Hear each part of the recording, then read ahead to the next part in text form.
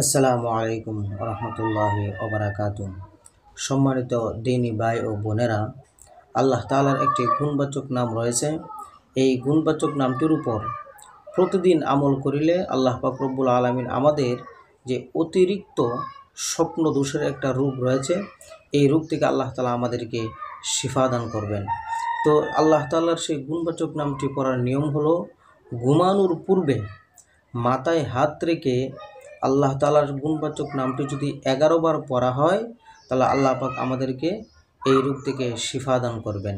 তো আল্লাহ তাআলার গুণবাচক নামটি হলো ইয়া কুদ্দুসু, ইয়া কুদ্দুসু, করসুকার কো দয় দয় রুসুকার দু জুমতা সুকার সু কুদ্দুসু, ইয়া কুদ্দুসু নামটি 11 বার পরে যদি সে ঘুমায়, তাহলে আল্লাহ তাআলা তাকে শিফা দান করবেন।